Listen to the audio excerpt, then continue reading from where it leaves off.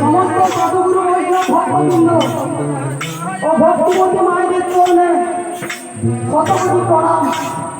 তো বাবা শিকল সঙ্গতে কোনো ভুল ত্রুটি হলে ক্ষমা করবেন এবং আশীর্বাদ করবেন, যাতে এই হরিনাম সংকীর্তনে আর জীবন কাটাতে পারে। তাই আমাদের শিকল কি বলছে গো?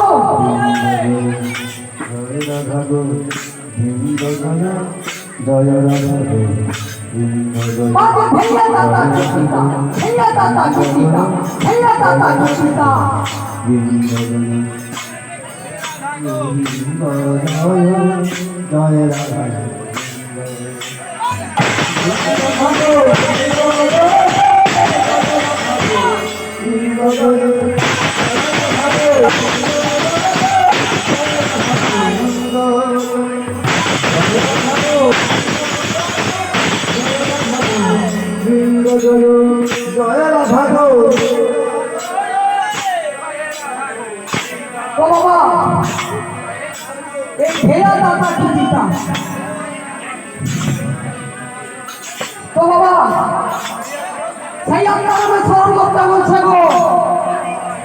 তো বাবা সেই আত্মারামে স্মরণ করার আগে গুরু ধরতে হয়। তাই মহাজন প্রথমে বলেছে তা অর্থাৎ তাহাদের ব্রজ ভাই, তাহাদের আশ্রিত হয়ে দিই তার ভাই। তো কেমন ভাবে সেই স্মরণ করবো আমরা? তাই বলেছে স্থির অঙ্গ করি যদি ভজ হরি, স্থির হলে অবহেলে ভবে যাবে তরি। তাই মনটাকে স্থির করে গুরুর চরণে শরণাপন্ন হতে হবে। এবং কি শক্তি আছে তৃপ্ত করমন চরণার বৃন্দে, তিতিক জাতক যেমন এই প্রমাণ ভোজে। অর্থাৎ একটা পাখি হয়ে যদি গোবিন্দের চরণে আশ্রিত হতে পারে, তাহলে এই মানব জাতি সব থেকে বুদ্ধিমান জাতি, তারা কেন পারবে না? তাই এই কৃতি এই দুটা শব্দের মাধ্যমে বিশ্লেষণ করেছে। তাই আমার শিকল কি বলছে গো?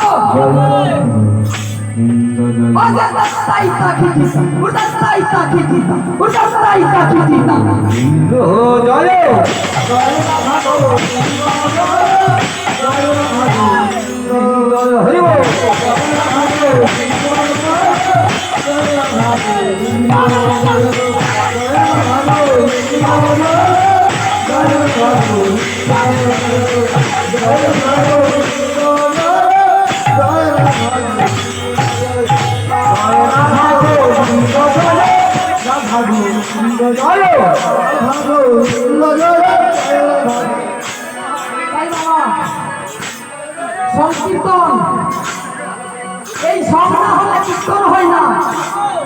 তো বাবা যারা করে তারা বাজাচ্ছে গো, আনন্দ পাচ্ছে না আমাদের জন্য। তাই তাদেরকে আনন্দ দিতে হবে গো। তাই বলছি কি বলছে?